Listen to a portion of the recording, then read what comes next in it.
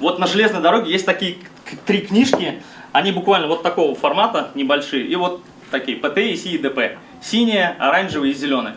В этой каждой книжке каждое правило прописано реально кровью. Вот где-то кому-то отрезало ногу, ага, надо внести, внесли. Кому-то отрезало где-то голову, внесли. И вот сегодня эту систему я буду строить через эту призму, которая опрувена уже не одним десятком лет и показала свою эффективность. Окей? Погнали. Здесь есть акции компании Дока Хлеб.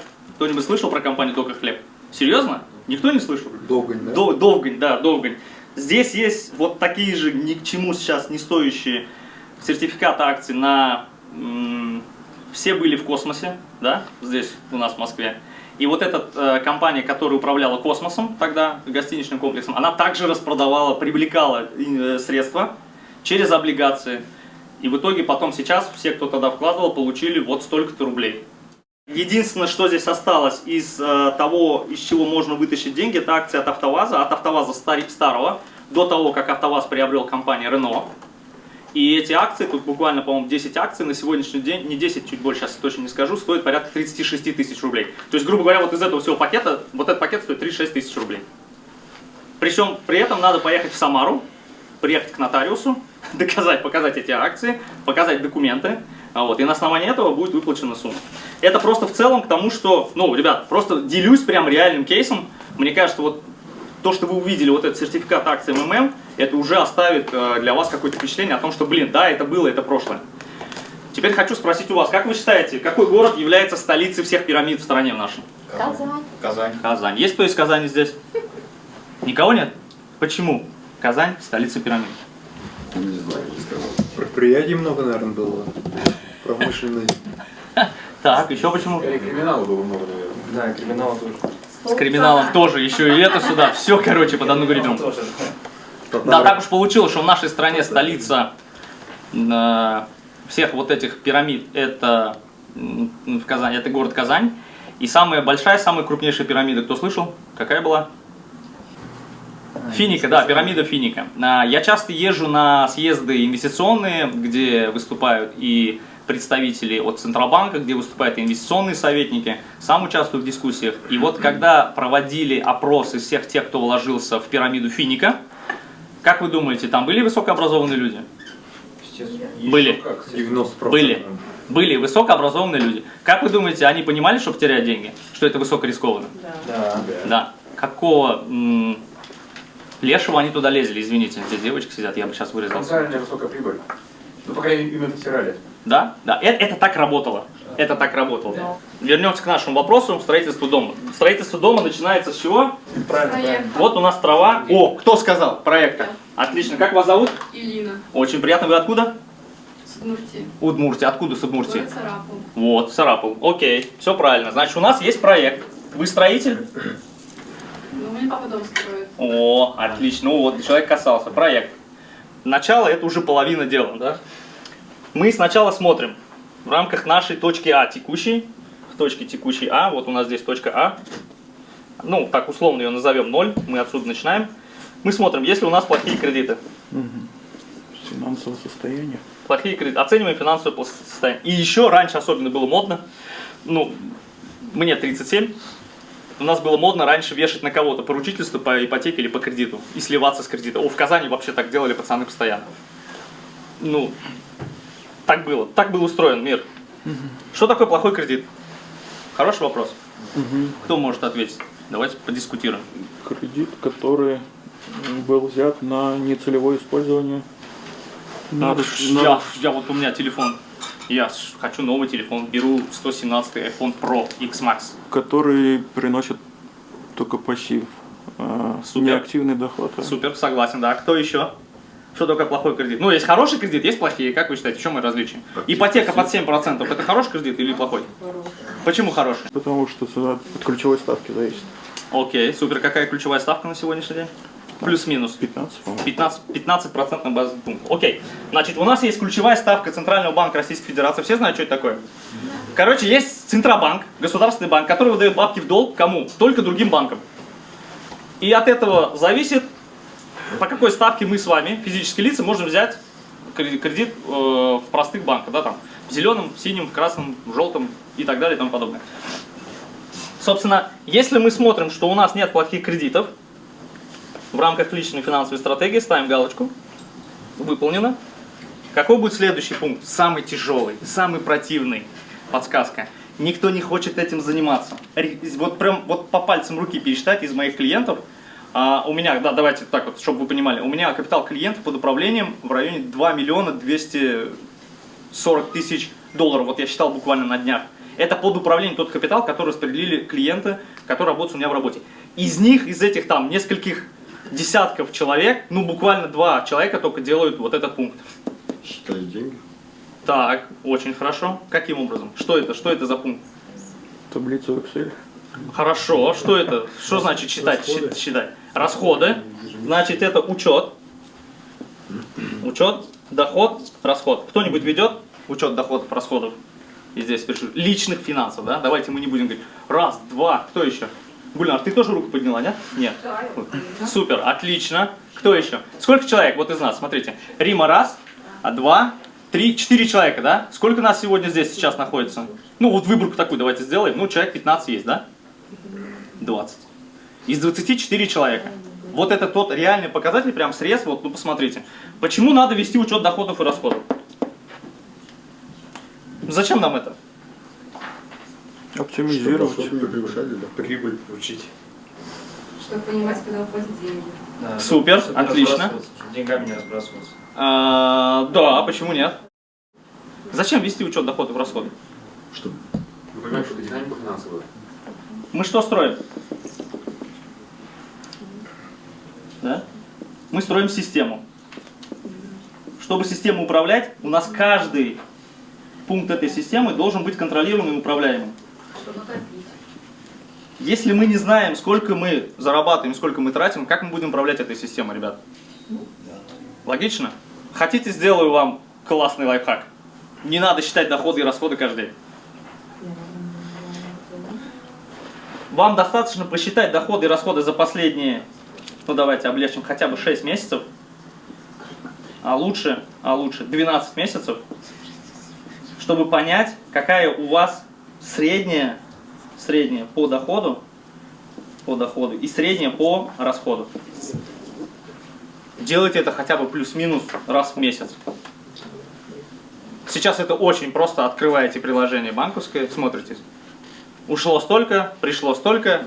Ребята присоединились. Вас как зовут, вы к несите? Алмаз. Алмаз, очень приятно. Вы откуда, с какого города? Набережную. О, это вот банда, да? А вы? Вот девушка с вами рядом. Лиля. Лилия, а вы откуда? Альметьевск. Альметьевск. Вот Шинтотар Казан. Шинтотар Козлар, видите? Поехали дальше. Систему строим. Как строим дальше систему? Какой будет следующий пункт? Все, учет доходов и расходов провели, понимаем. Доход, расход, дельту, разницу между доходов и расходов. Понимаем, сколько можем плюс-минус ежемесячно инвестировать. Что идет следующим пунктом? Источник инвестиций. Нет. Вот ты сказал инвестиции, да? Сейчас единичку поставлю, чтобы... Сколько раз мы сказали слово инвестиция за сегодняшний день? Я еще пока ни разу не сказал про инвестиции. Ну, в рамках, вот пока это объясняю. Едем дальше? Давайте я подскажу.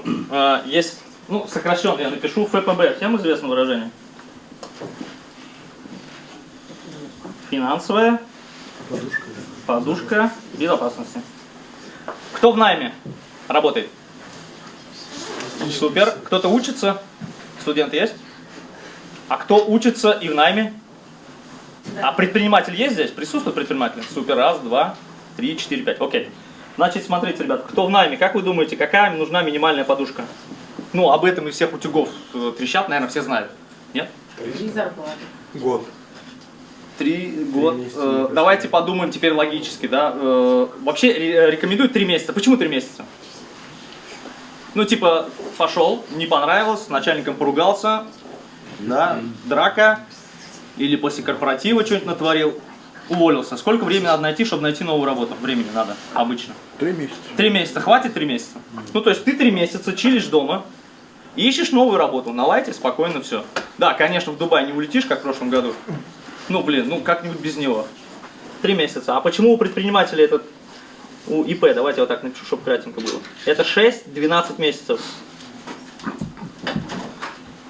Вот предприниматели, ребят, давайте с вами поговорим. Почему вы считаете, что... Ну, почему в целом рекомендуется для предпринимателей 6-12 месяцев?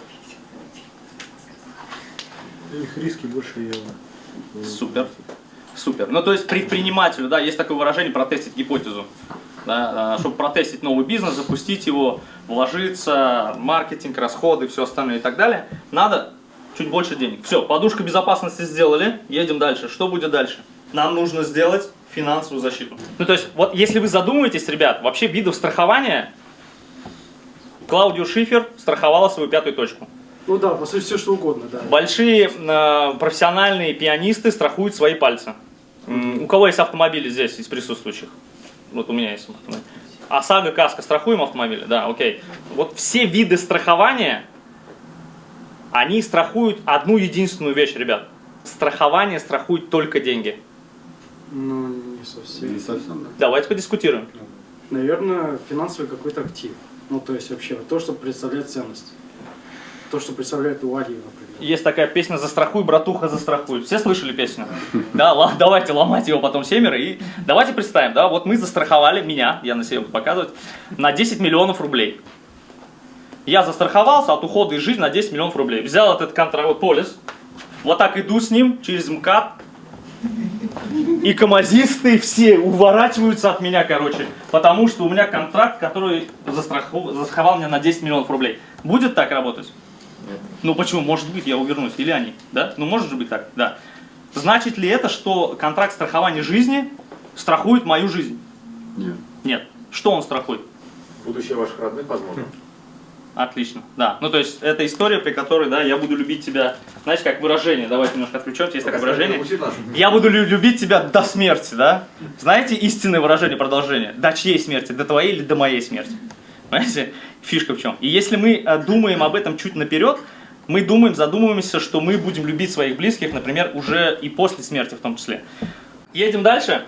Здесь понятно про финзащиту? Мы сейчас этого коснемся еще, ребят, чтобы вы поняли, почему это здесь присутствует. В большинстве своем все люди говорят, ну, финзащита, страхование, они не платят, что это за страховки и так далее и тому подобное. Единственное, что хочу сказать, то, что российское страхование стоит в 5-10 раз дороже, чем страхование зарубежное. К сожалению, на сегодняшний момент крупные зарубежные, западные и международные компании, ну, в основном это международные компании, они ушли с российского рынка. Однако на сегодняшний день, ну, просто разницу, да, у меня есть клиент с Кипра, она гражданин Российской Федерации, но среди ВНЖ Кипра, для нее страхование за $1000 мы застраховались на $537 тысяч. Что такое $537 тысяч? Ну, давайте, $1 100 рублей, 53 миллиона, да, 700. Здесь в России за 100 тысяч рублей 40-летняя девушка, которая с 3 высшими образованиями не курит и не пьет, и имеет ребенка замужем, ну, в лучшем случае ей дадут страхование за 100 тысяч, ну, наверное, миллиона на 2,5. Понимаете разницу, да? Ну, просто колоссальнейшая разница, это надо понимать. Кстати, для тех, кто курит здесь? Страхование для нас, ребят, стоит на 50% дороже, имейте в виду. И если мы берем зарубежные компании, то прежде чем застраховаться, компания отправляет на отдельный андеррайтинг, где вы сдаете кровь и вас проверяет. Так, есть у вас там Интересно. такое или нет? А если экстремальным видом спорта занимаешься? Я просто вот, Исключено. Из контракта исключено. Теперь про страхование. Давайте вот так, ну, это такая большая тема, но я приоткрою, чтобы понимание. Мы часто слышим, что, блин, страховая кинула, не оплатила. Знаете почему? Потому что страховые не платят, да, хотели сказать вы, наверное. Теперь вопрос, кто застрахован здесь? Вот по контракту страхование жизни есть у кого-нибудь? Рисковое страхование у кого-нибудь здесь есть? Есть. Ты видел договор страхования? Видел. Что такое полисные условия? Полисные условия – это, наверное, то событие, тот триггер, при наступлении которого наступает страховой случай. Ты читал там исключения? Нет. Вопросы, господа. Кто-нибудь читал вообще исключение из контракта страхования? Если ты бухой, за рулем, втащился в бетонный забор, почему компания должна тебе выплатить деньги? Точно. Если ты пошел на митинг, тебе прилетело дубинкой, почему страховая компания должна тебя оплатить? Если ты сам пошел это туда.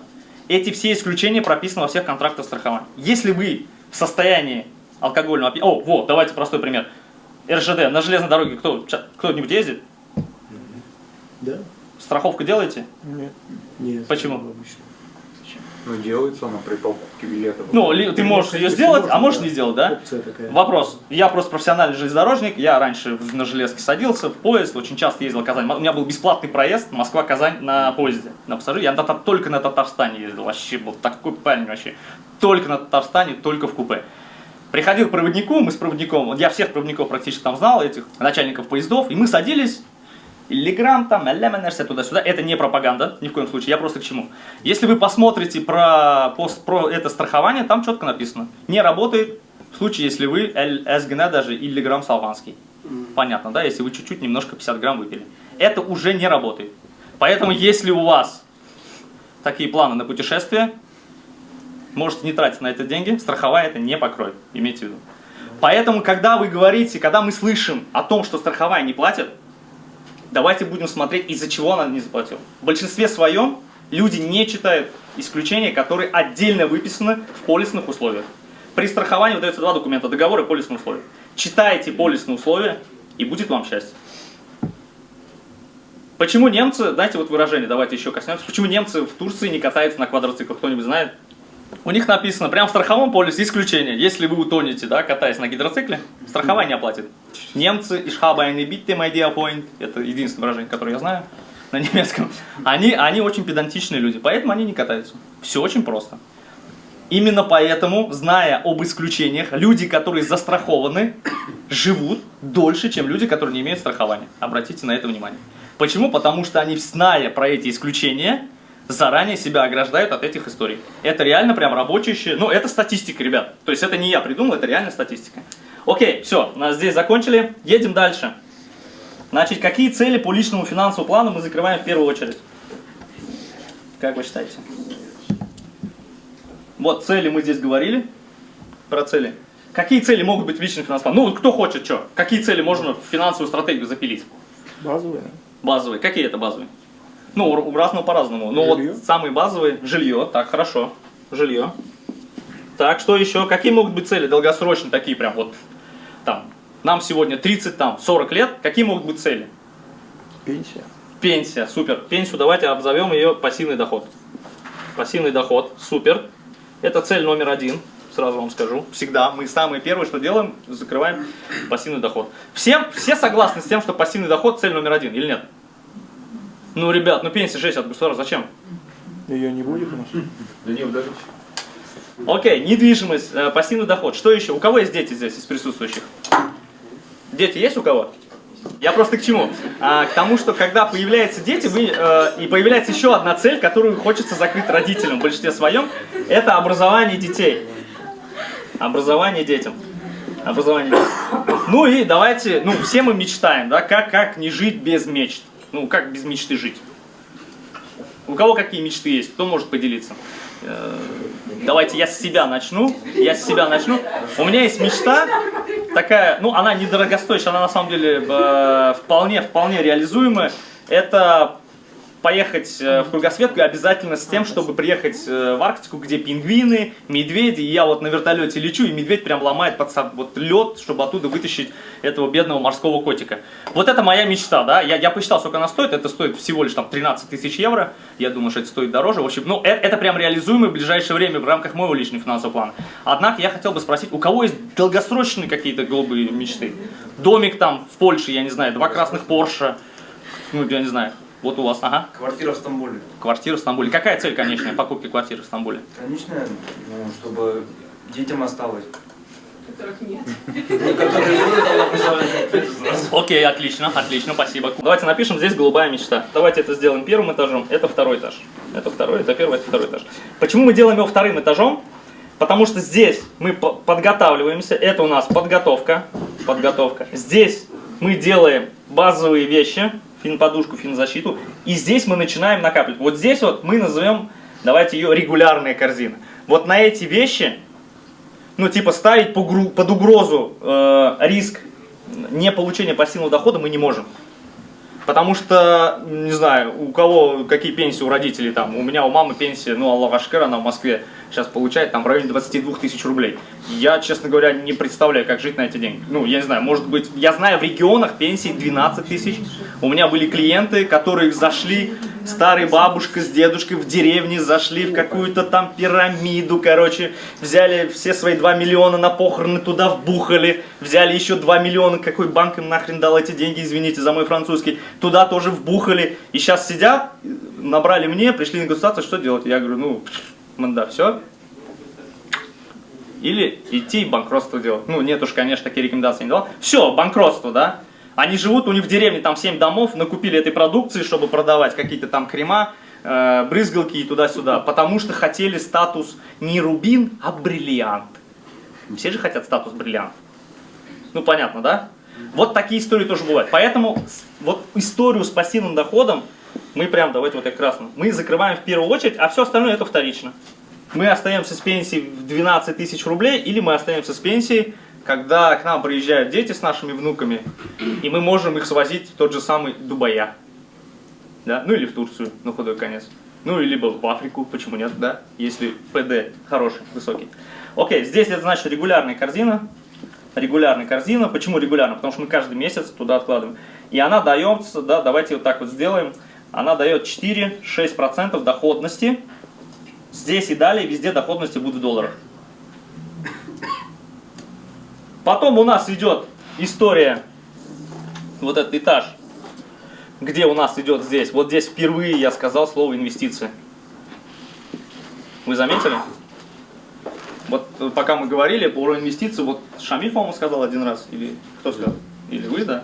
Вот. Это было сказано один раз. Вот здесь только начинаются инвестиции, ребят. Вот только здесь. Не здесь. Вот сейчас мы этого коснемся, да? Инвестиции. Инвестиции инструментов куча. Ну, то есть, их там, вот лично у меня порядка 70 различных стратегий. Вопрос в том, какой у вас личный финансовый план. Из личных финансовых планов мы вытаскиваем, да, давайте сюда. Мы вытаскиваем пул задач. Вот как раньше, знаете, вот классно, что мы здесь. Раньше физика, ну, не знаю, как в школах у вас было. Вот дано было, дано. Здесь вот задание было. Вот так черту проводили. И вот здесь надо было прописать задачи. А вот здесь было уже решение сбоку. И вот здесь вот в личном финансовом плане мы прописываем 1, 2, 3, 4 задачи. И только под эти задачи мы уже закрываем их через инвестиции. Мы смотрим, какие инструменты под эти задачи подходят. Не так, что мне нравится вот эта вот история, стратегия, она дает вроде бы 25% доходности, давайте я туда 15 миллионов бухну. Нет. Мы сначала выделяем пул задач по ЛФП, и потом только под этот пул задач подбираем инвестиции, инвестиционные инструменты. Это то, о чем мы говорили. Вообще в целом правильно. Если мы говорим, что ваш капитал на сегодняшний день составляет, ну, плюс-минус там до 3 миллионов, которые вы хотите проинвестировать единовременно, то моя вам рекомендация, наверное, не стоит думать о том, чтобы выводить их на какие-то брокерские счета зарубежные. Ну, просто комиссии больше сожрут. Потому что вы и здесь в России можете использовать инструменты доступные, да? Либо открыть там какую-то карту и счет зарубежный из стран СНГ, это стоит там плюс-минус до 50 тысяч рублей, есть еще дешевле. Можно там делать и за 7 тысяч рублей виртуальную карту, например, Казахстана, не будем называть банк и так далее.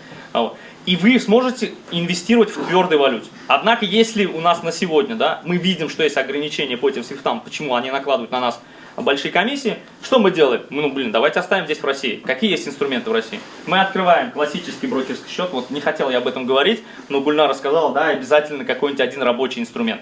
Я не хотел говорить почему, потому что я сейчас вам покажу этот инструмент, и вы возьмете себе в работу как рекомендацию. Но я хочу вернуть вас вот сюда. Вы пишите сначала задачи, ребят, и только под них подбираете инструменты. Никак не наоборот. Ни к чему этому хорошему не придет, я сейчас покажу. Я сегодня расскажу вот про один из инструментов. То есть у вас есть классический брокерский счет одной из топовых компаний российских, да? Вы к нему подсоединяете управление от искусственного интеллекта. У кого есть робот-пылесос дома? Есть? О, супер, да? Может быть, робот-собака? Ну, то есть роботы вокруг нас сейчас везде. Я вам больше скажу, кто ездит по навигатору. Я начинал просто ездить, когда навигаторов не было еще, ну, вообще в целом. Эти были Гармины такие старые. Я по Москве ездил по карте, я помню, на своей Део Матис. Я просто к чему? Вы не считаете себя, что роботы управляют нами, ребята?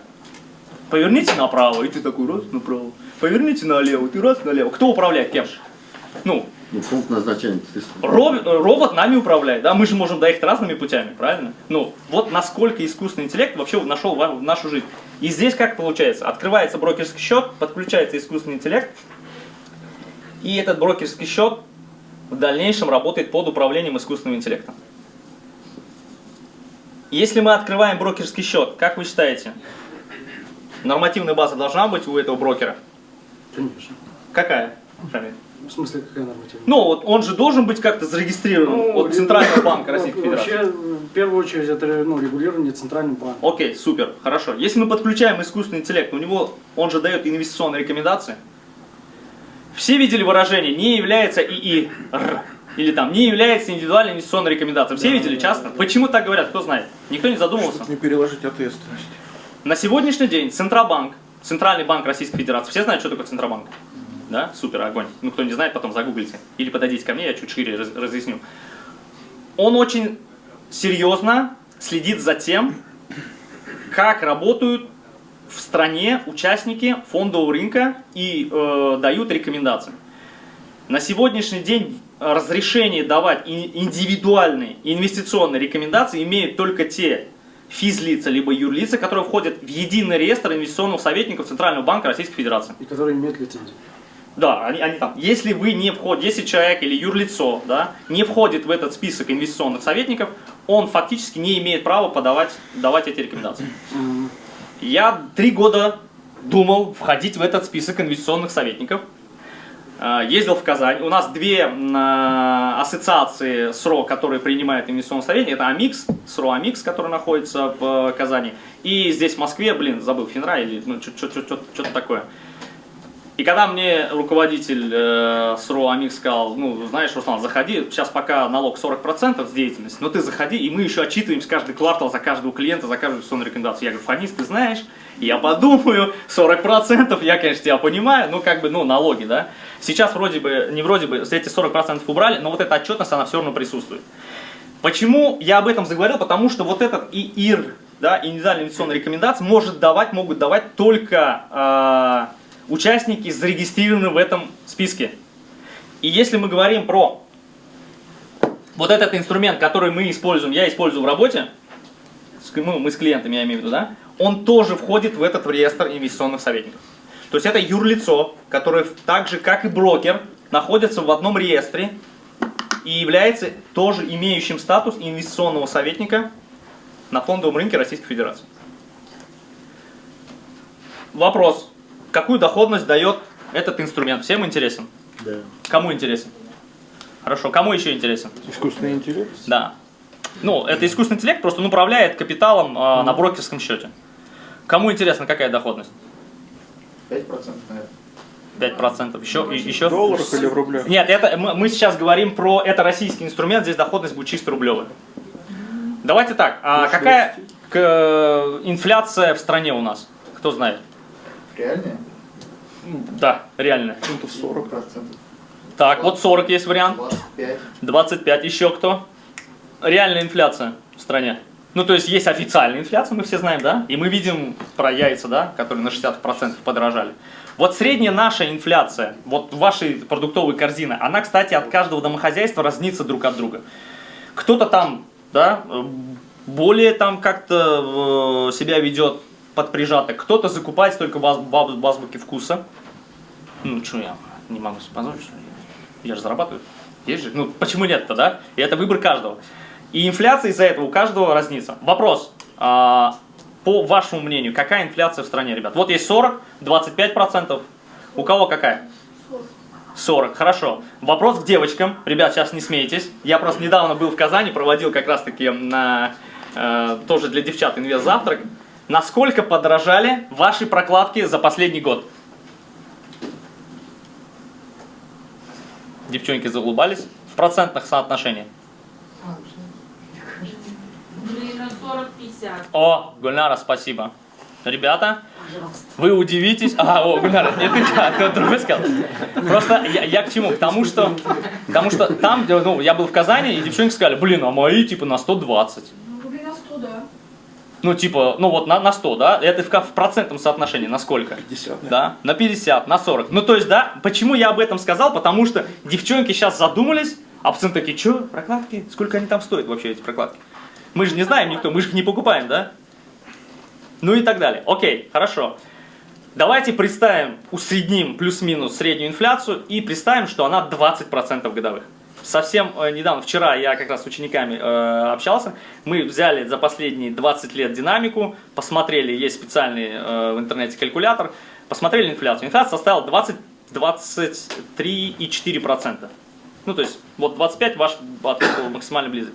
Если у нас 25% инфляция, под какой процент мы должны инвестировать, чтобы сохранить деньги? Более 25%. Более 25%. Рима, вот вы инвестируете в недвижимость, в жилую недвижимость инвестируете. Вы как давно инвестируете в нее? Давно, 20 лет. 20 лет. А вы считали реальную доходность? Ну, конечно, если это помещение при квартире стоило 4 миллиона, сейчас оно стоит 14. Есть разница? А вы, ну, типа, со сроком совсем, да, с динамикой совсем? Да. А вы брали на котловане как-то или как? Или нет? Нет. Нет. Ну, окей. Люди взяли также потом, не смогли оплачивать кредит, соответственно, банк выставил на продажу. А, вы на этом, на аукционе? Все, окей, На супер. аукционе это не жилые. Окей. Ну вот это более такой, да, тонкий нюанс, но в целом. Средняя доходность по недвижимости, которую сдается в аренду, как вы думаете, какая? 24. Отлично. Как вас зовут? Дамир. Дамир, очень приятно. Вы? Занимаюсь инвестициями. А, вот, супер. Предприниматель. Супер, отлично. Вот абсолютно верный ответ. То есть это от 3 до 7%. В регионах бывает 8%. Вот у меня есть клиент, он с Твери, у него там 3 квартиры, у них 3 детей. Я говорю, как ты так смог вообще? Зарплата 50 тысяч рублей, и вот они уже сделали 3 квартиры. И у него доходность по квартирам там в районе 8,7%. Я когда увидел, мы несколько раз пересчитали, я говорю, я не верю. Я не верю, потому что я каждый раз считаю, получается в районе 4. А как тогда в таком случае первоначальный взнос на несколько квартир пойдет? Мы сейчас не об этом. Это интересный вопрос. Я думаю, Рима вас проконсультирует. Я не инвестирую в недвижимость ни в коем случае. Да, уже. Я просто, прошел как-то через... я понял, что мне это неинтересно. Потому что я пересчитал по доходности. Собственно, если доходность от недвижки, которую мы купили в среднем 4%, 5%, да, а инфляция 20%, будет ли это правильно, с точки зрения, да, роста капитала? Ну, а считали, Руслан, это рост стоимости недвижимости, то есть годами? Это с учетом этого уже посчитано, да. У недвижимости есть циклы. Недвижимость можно и нужно инвестировать, если вы этот цикл понимаете. Средняя цикличность у недвижимости это 5 лет. Я тот человек, который в 2014 году под 16% годовых взял ипотеку, вторую свою квартиру в Бирилево-Западном. Я дважды рефинансировал эту ипотеку, на сегодняшний день моя ставка 7,99. Это все, что я сделал с этой квартирой. Купил я ее за 12, за 9, она стала 7 потом стоить, потому что рынок вниз пошел, а я эту ставку плачу под 16%. Я ходил, думал, что за фигня-то вообще, и 16% годовых. Да, понятно, я потом начал, делать рефинансирование и так далее, сейчас перешел в другую. Квартира сейчас стоит 10 миллионов. Окей, закончили про недвижимость. Если вы разбираетесь в этих циклах, на недвижимости можно хорошо заработать. Значит ли это, что недвижимость не может быть в этом личном финансовом плане? Нет, нифига. Недвижимость это тоже классный актив, и в рамках личного финансового плана, так же как и ваш бизнес, да, плюс недвижка и так далее, и так далее. То есть мы берем и полностью все это просчитываем и записываем сюда вот эту личную, да. Руслан, они назвали, сколько же доход вот из... Ребят, здесь все делать очень просто. У каждого из нас свой риск-профиль. Если вы зарегистрируетесь у брокера, давайте так, брокер вам скажет, уважаемый клиент, вам надо пройти риск-профилирование. Ответьте, пожалуйста, вот на эти 5 вопросиков, и мы поймем. И вам выставляют консервативный, умеренный, умеренно агрессивный или агрессивный. Кто знает, у кого какой риск-профиль? У меня агрессивный. Агрессивный, хорошо. У кого еще? Кто-то проверял, тестировал себя, нет? В этом-то? Недавно проверял. Окей, что это значит, да? Что это значит тестирование по риск-профилированию? Это означает, малайлар сізгейтем, насколько железный сіздің кукайлер. Вот если мы нашунды бетонный кукайлер, значит точно агрессивный. Бетонный булмаса, ребята, не лезьте, мой вам совет. Проверено на десятках клиентов. Все, просадка 20%, Все, не могу, выводим бабки. Это, я так понимаю, насколько человек готов... Толерантен, к риску, да, насколько человек толерантен к рискам. Ну, это точно. Теперь история, да, давайте просто вот подумаем, каждый из вас. Представим, что у вас проинвестировано 1 миллион рублей, он просел на 10%.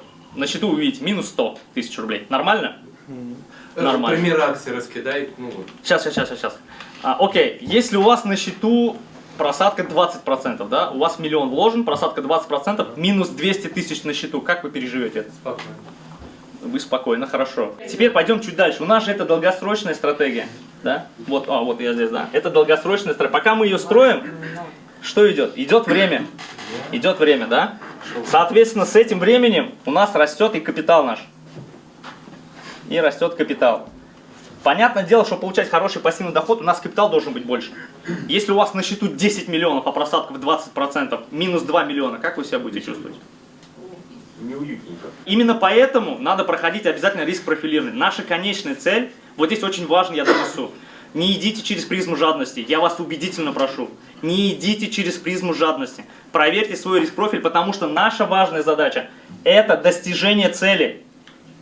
Первую задачу, которую мы закрываем в рамках финансов – сохранить то, что у нас есть.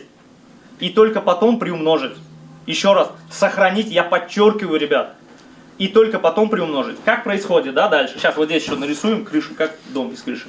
Ну, здесь давайте вобьем крипта, займы под бизнес без залога, займы и так далее. Займы без залога, вот обязательно без залога и так далее. Что происходит в жизни, знаете, как бывает? Вот Рушан приезжает в нынешнее время, тогда крипты еще не было, приезжает, а он женат, у него дочь есть уже. И вбуху все в крипту. Нормальная тема же. Почему нет? Да? Конечно, Рушан, сейчас быстро здесь заработаешь, все, придешь домой, Жескер Хатан, все, переезжаем в центр, я купил квартиру в ЦАО, трешку, прямо напротив штаба татар. Меня вот из окна, чтобы видеть. А так и есть, Руслан, все так и есть. Вот Аллахушка. В большинстве своем. И это правда может случиться. На самом деле такие истории есть, да? 1 на миллион. Дарес. Что происходит? Знаете, что потом происходит? Он идет обратно к жене и говорит: Матурем, 2 квартиры наши в Пензе, все. Амин Аллаху Акбар. Потому что у меня плохие кредиты. Вы думаете, я выдумываю? Это реальный кейс одного из моих клиентов. Знаете, что мы делали? Ну, с ним мы банкротство не делали. Мы с ним делали график выхода из кредитных обязательств. Вот, мы вот здесь вот. У человека был где-то плюс-минус вот здесь вот здесь вот был. А в итоге оказался меня манда. Даже еще ниже нуля. То есть, получается, кредиты его погубили или что? Отсутствие, нагрузка? отсутствие финансовой грамотности его погубило. Вот здесь это про инвестиции разве? Я же сказал сразу, я не про инвестиции. Да? Мы сегодня говорим чисто исключительно про финансовую грамотность. Смотрим наличие плохих кредитов. Если нет, избавляемся. Начинаем вести учет доходов и расходов. Кучу есть приложений, банковских приложений, всякие Zen Money и так далее и тому подобное. Установите, посмотрите реально, сколько вы тратите. У меня одна клиентка получала, она сидела дома с 2 детьми, молодая, 42 года, с 2 детьми. Муж ей давал 35 тысяч рублей, она все 35 тысяч рублей тратила на ВБ, Озон и что там еще, Ламода, какие там еще есть они. Мы первым делом удалили ей все эти приложения. Первым делом. Вот. Потом муж мне сказал спасибо, потому что он перестал вывозить кучу этого всего бедлама из квартиры на дачу. А как обычно, да? Из квартиры на балкон, с балкона на дачу, с дачи куда-нибудь, это Абилярга. И потом уже, когда их не станет, они уже потом, эти вещи, уходят в небытие. Вот. Ну, такой круговорот вещей. Учет доходов и расходов. Делаем финансовую подушку. Финансовую подушку все знают, как раскладывать? Она же разная может быть. Ладно, когда нам нужна финансовая подушка, да, рассчитанная там по нашему расходу. Там она стоит, там, ну, типа 300 тысяч рублей или 400 тысяч рублей. Ну, вроде сумма небольшая. А когда финансовая подушка, особенно у предпринимателей, на 6-12 месяцев, она же может составлять несколько миллионов рублей. Моя рекомендация: делите подушку на 3 части, минимум. Это валюта, это депозит, и это нал. Важно, кейсы жизни. Если дома хомяки, маленькие дети и попугаи, прячьте деньги нал дома в железной банке. Обязательно. Минус 37 тысяч рублей. Попугай и хомяк. Командная работа. Банда. Слово пацана, в натуре казанские ребята. Взяли, отжали у клиента. Из 100 тысяч хорошо, 37 осталось. Вот 100 лежал нал. Но обязательно нал держите дома. Почему? Нал нужен на всякий пожарный. Всегда дома. Мало ли, сели в машину, поехали, да? Или вызвали такси, уехали. Срочно понадобились деньги. Сломался холодильник и стиральная машина. Все вместе, сразу в один день. Улыбки теляют, не шли бы. Ну, стиральная машинка, ладно, да, там типа, ну, пока следующую куплю, да. А в большинстве своем, когда подушки нет, что происходит? Хотя подушка не под стиральную машинку. Но я знаю, мы все слабые, понимаете? Вот у меня тоже 5 пальцев на руках и ногах, да. У кого-то может больше, меньше, если на пилораме никто не работал, вот, то тогда у всех 10 пальцев на руках и ногах. Я просто к чему? Мы все люди слабые. Поэтому, ну, давайте будем честны друг с другом. Отсюда придет и пойдет, если подушки не будет, вы как минимум пойдете и будете брать кредит на стиралку и на холодильник. Стиралка хрен с ним, а холодильник, там же продукты, они же портятся, надо сегодня прям сразу покупать. Вот чтобы этого не было, финансовая подушка должна эти все вопросы покрывать. Это прям вот из жизни, реальные примеры. Окей, здесь мы время провели, здесь идет время. Давай, Рушан, если на твоем премии будем разбирать, окей? Сколько тебе сейчас? 28. 20, охо, не женат. Охо, высшее образование барма? Да. Ходишь лисом? IT-сфера. Вот он живет, строит этот финансовый домик, все хорошо. Вот здесь вот планирует, вот на этом где-то. Во сколько на пенсию Тахир хочет уйти? В каком сроке? Ну, 45 может быть. 45. 45 хочет выйти на пассивный доход. В каком размере пассивный доход хочет Тахир? Нет, у него 45 есть возможность на пенсию уйти. А, все. А выйти сам на пенсию во сколько хочет Тахир? Ну, 45 нормально. 45 нормально. В каком размере хочет получать пассивный доход Тахир? Ну, там пенсия у него будет 45. У него пенсия будет официальная. А, 45 тысяч пенсии будет? Нет, 45 лет у него будет официальная пенсия от государства. А, хорошо, уника. А сколько он бы хотел бы получать пассивный доход? Я к этому. Ага. Ну, 100. 100 тысяч рублей. 100 000. Давайте, 100 тысяч. Это 1000 долларов, да? А, блин, там не видно вам, да? Ну вот доллар побольше нарисуем. Вот они вот так вот вниз падают, и он такой веселый, жизнерадостный, что у него здесь, так вот, да, нарисую, инженеры поймут, это кран. Все, то есть мы вот это все строим, это все вот так вот, короче, наполняется потихонечку, и в итоге здесь он начинает, ну, идти пассивный доход. Что может помешать этому всему? Ребята? Форс-мажор. Форс-мажор. Какой форс-мажор? Травма производственная. Да. Здесь было 28, представим, вот в 35 какой-то случился факап. Какие самые дорогостоящие факапы случаются в жизни людей? Что может бюджет, семейный бюджет богатой, успешной семьи с большим капиталом убить в небытие? Что это может быть? Что за факап, на который потратятся все деньги семьи, распродастся все имущество? Онкология. Пожалуйста, да, онкология. У кого есть знакомые, близкие, кто знает про такие ситуации из окружения кто-то, у кого была онкология, кто справился или не справился? Есть вокруг вас у нас люди? Тиньков, вот, Олег Тиньков. Все смотрели его видео?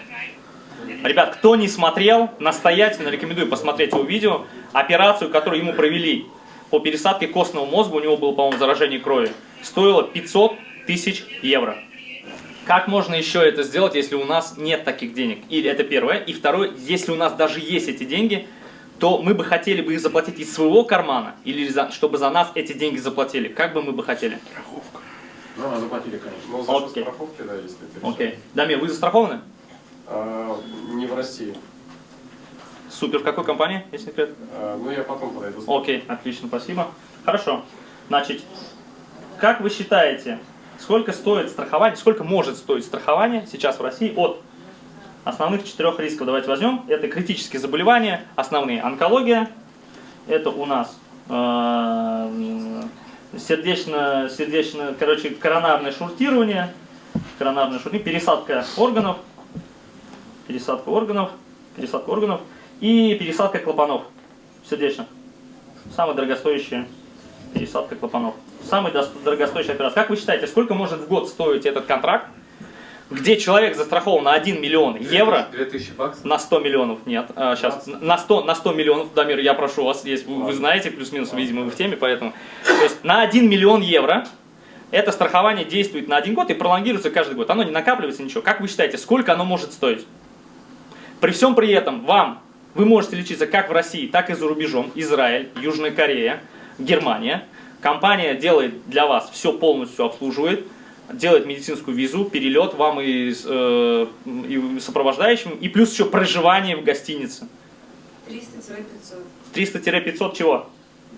1000 рублей. Нет, меньше. 100 тысяч. Меньше. Секунду. Кто еще? Какие еще? Здесь. Вот варианты 50, все, не буду подсказывать. Какие еще? Какие есть варианты? 100. 100 тысяч было, ага, еще. 1020. Так, хорошо, еще кто? 30. Сколько? 30. 30 тысяч. Еще есть варианты, ребят? Кто больше? Камчатка, у нас слышно вообще там? Привет! Вот, смотри, ты один здесь сидишь. У, козлар, блядь. И сидит тоже Рушан. Козлар, блядь, видишь, как молодец. Подхватил. Ребят, это страхование стоит 2000 рублей в месяц. Умножьте на 12. Сейчас баксах говорим? 24 тысячи рублей. Да, ну, может. От критически опасных заболеваний, от смертельно опасных заболеваний. 24 тысячи 24 тысячи рублей в год. А опять же, вот эти страховые случаи, про которые мы упомянули, там, не знаю. Онкология. 4 только. Вот этих болезней. Онкология, коронарное шунтирование, пересадка органов. И это у большинства страховых компаний, да, получается? Нет.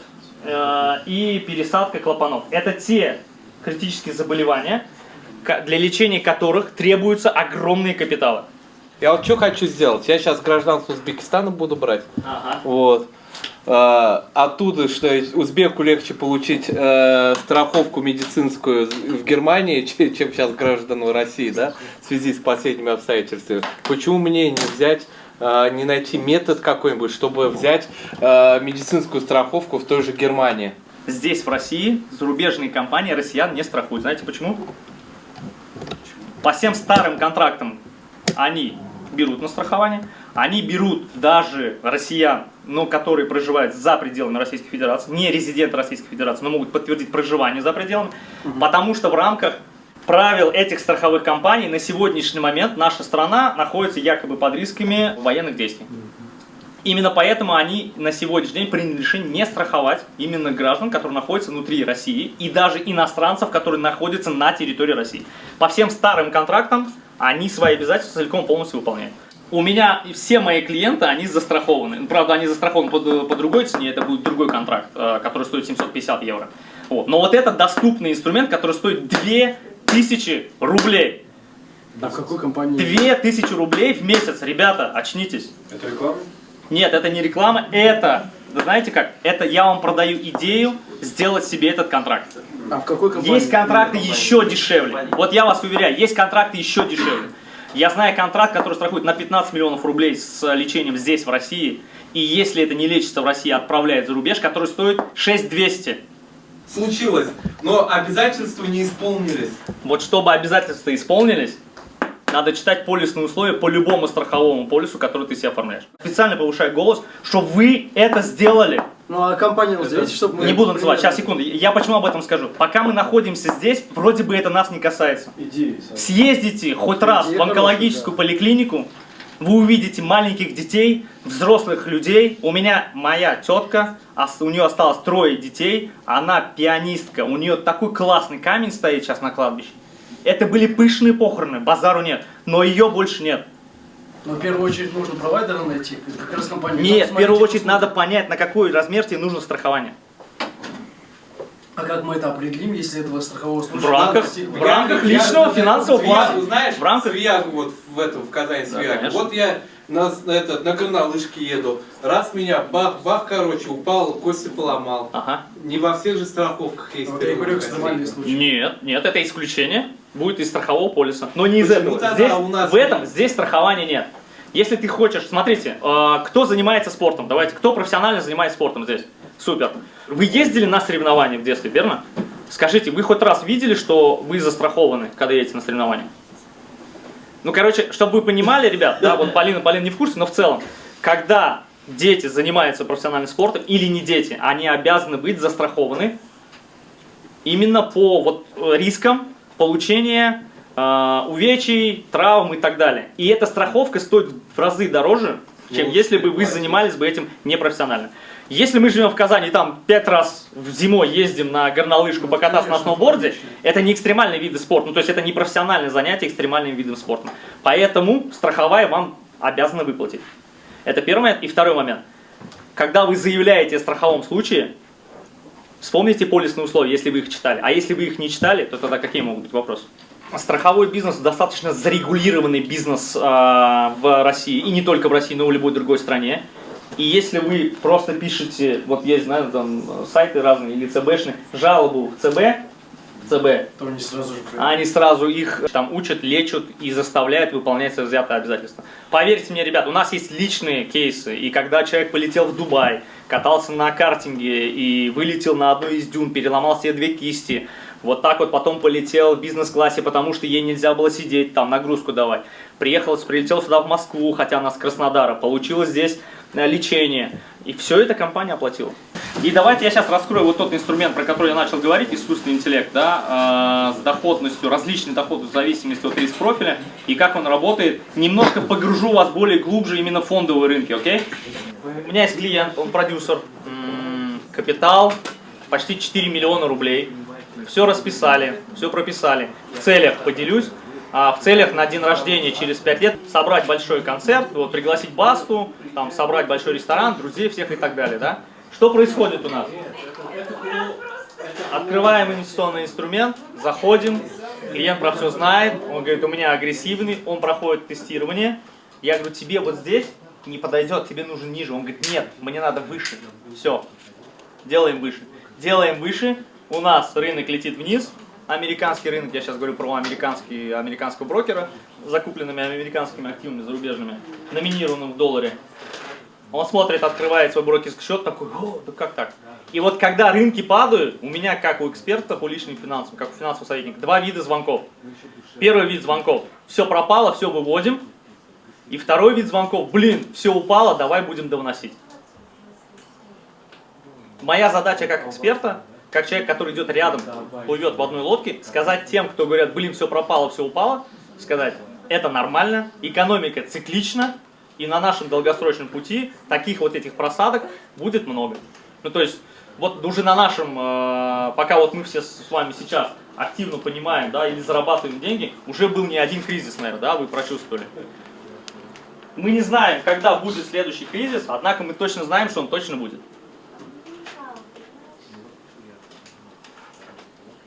Ну, раз мы этой темы коснулись, давайте посмотрим. Вот есть у нас один график. Да, здесь цена одного актива стоит 10 рублей. В рубли переведем. У нас есть график, когда он уходит вот так. И здесь он стоит типа там 20 рублей. И второй график, когда вот так идет вниз, а потом возвращается опять к этим 10%. Вот плюс-минус вот к этим 10 рублям. Мы каждый месяц или каждый год на протяжении долгого времени вносим сюда одну и ту же сумму, 1000 рублей. Так, там не видно, наверное, да? Ну вот здесь напишу. 1000 рублей. На 1000 рублей покупаем актив. Раз купили, 2 купили, 3 купили, 4 купили, 5. Здесь он пошел вниз, здесь он стоит типа там 6 рублей, а здесь он потихонечку дорожает, и здесь пусть он будет стоить 15 рублей, да? Мы вносим одну и ту же сумму. В каком? Да, этот вверх идет вот так вот. А здесь вниз и вернулся опять к 10. В каком случае капитал будет в конце больше? Кто за нижний вариант? Поднимите руки. Так, хорошо. Кто за верхний вариант? Вот, то есть, ну вот это первый вариант, да, когда все растет. Это второй вариант, когда мы вносим, накапливаем, да, но он пошел вниз и потом вернулся обратно к 10 еще. В каком случае будет больше капитал? В первом, вот в этом, или во втором? Не одинаково. Так, вот есть вариант одинаково будет. Ага. Какие еще есть варианты? Ну вот, кто за нижний вариант мы проголосовали, все остальные за первый вариант, да? Я правильно понимаю? Нет? Вы за какой вариант, Альбин? Вы за второй. Вы за второй. Вы тоже за второй? Хорошо. Первый. Ты к девчонкам сядешь, что? А где девчонки сзади? Убежали. Вот убежали. Все. Красавчик. Суть в чем? У нас сумма всегда одинаковая, 1000 рублей. Актив имеет разную стоимость. Вот здесь этот актив стоит 11 рублей. Здесь, так как он потерял в цене, ну давайте усредним, чтобы было 5 для простоты счета. Здесь этот актив стоит уже 9 рублей. Мы здесь на 1000 рублей сколько купим этих активов? Меньше, чем за 9. Меньше, чем вот здесь вот, понимаете? И здесь мы идем вниз, мы идем вниз, мы идем вниз, и начинается, блин, у меня все падает. 5 лет. Прошло 5 лет. В течение 5 лет вы открываете брокерский счет, сможете, блин, вниз. А я вношу туда, вношу, а он все равно падает вниз. Как вы себя будете чувствовать? Плохо. Год прошел, инвестирую, все плохо. Второй год, третий год, четвертый, пятый год. А здесь, ну, все тип-топ, да? Все растет. Логично? Если мы идем вот этим путем, то в этом случае вот здесь, покупая больше количество активов по дешевой цене, и даже потом, да, здесь покупая меньше, меньше, меньше, даже если мы приходим к цене той же самой, вот здесь капитал будет больше, чем вот здесь. Есть одно только маленькое различие. Здесь вы на всем периоде вроде как счастливы и спокойны, что у вас все работает. А здесь вы, короче, вот эти QKLR проверяете, насколько они бетонные и точно ли в них есть арматуры внутри.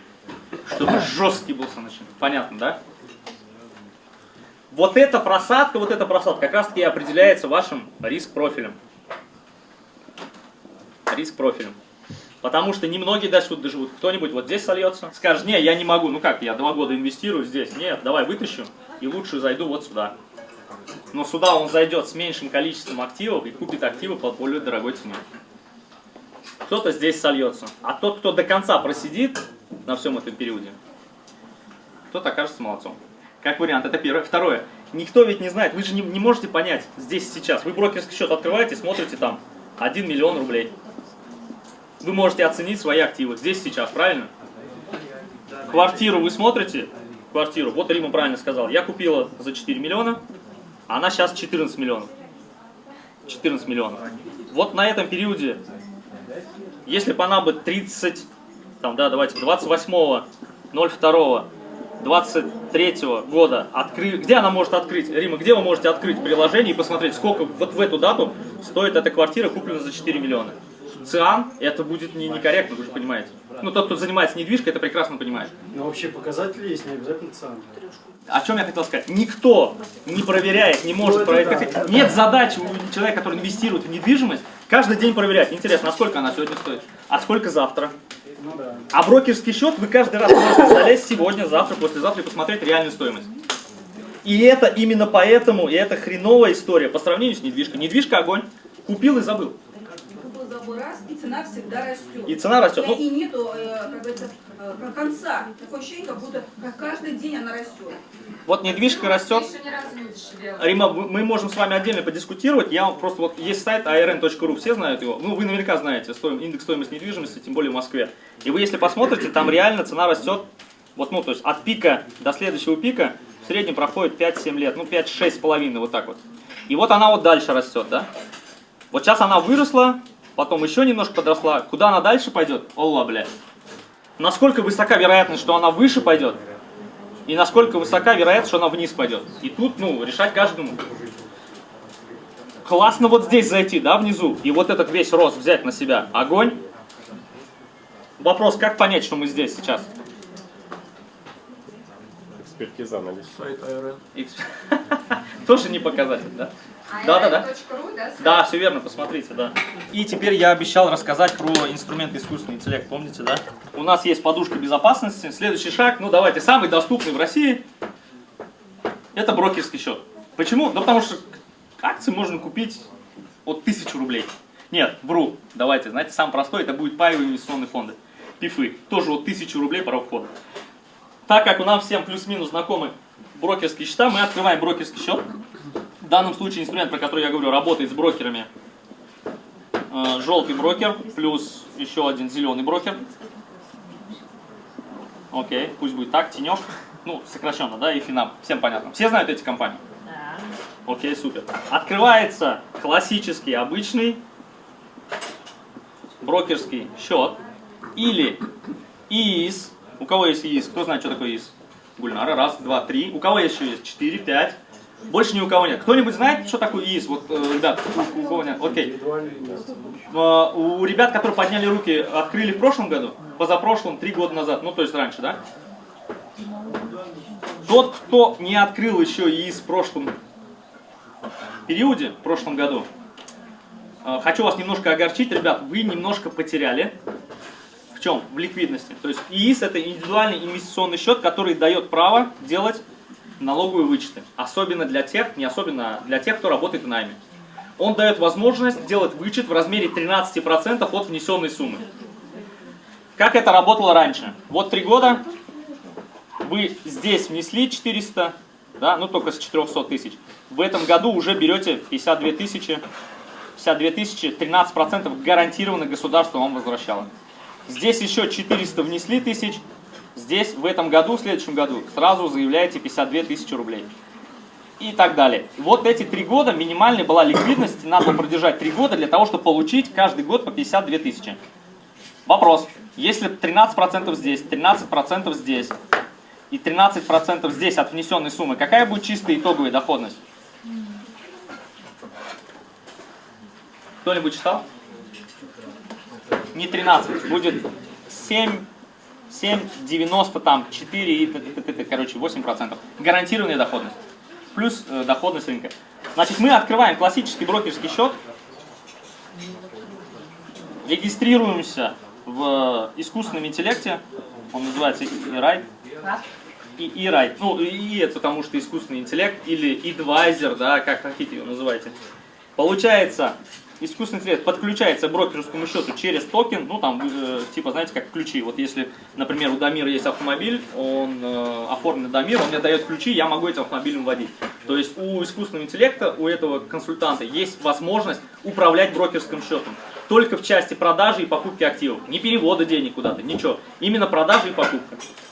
Проходим риск профилирования. А для цели трейдинга он помогает? Или...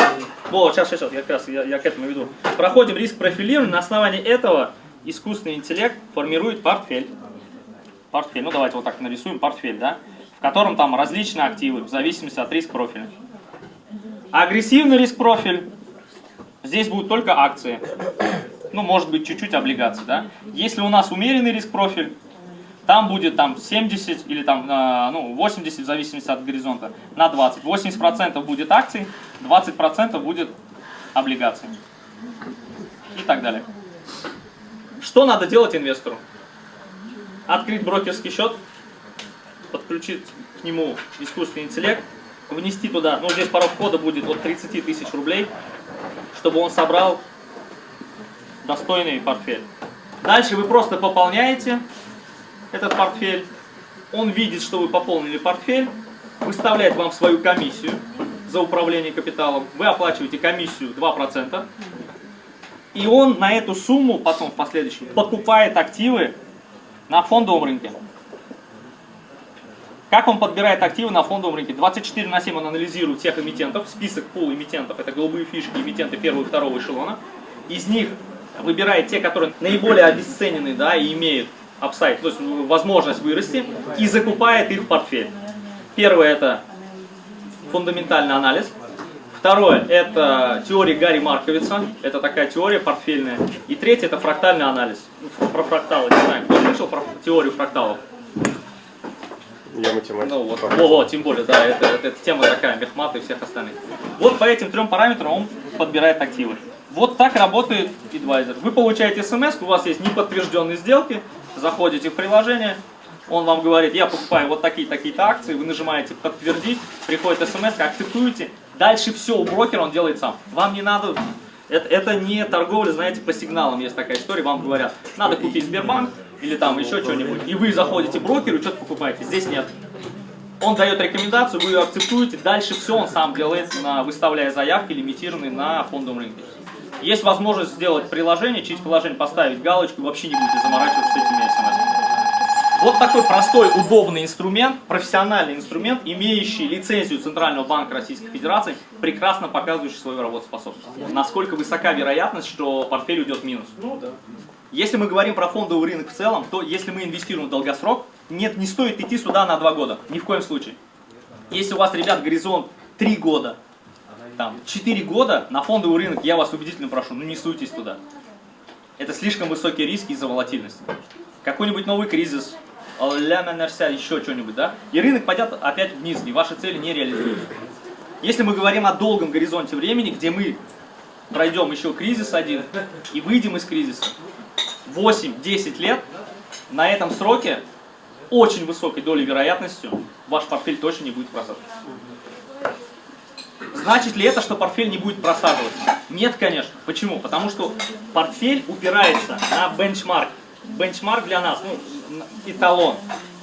Это у нас индекс московской биржи, индекс ММВБ, кому как удобно. Если индекс падает вниз, ваш портфель тоже упадет вниз. Вопрос, на сколько процентов? Здесь будет 10%, он вниз упал. У вас будет процентов 5-8%. Если мы говорим вверх, ну, в зависимости от риск-профиля, да? Здесь, если индекс ММВБ пойдет там на 10% вверх, ваш портфель вырастет больше. Но в любом случае, если индекс пойдет вниз, вместе с индексом пойдет ваш портфель. Таков закон рынка. Ну, это неизбежно, ребят. Не надо себя обманывать.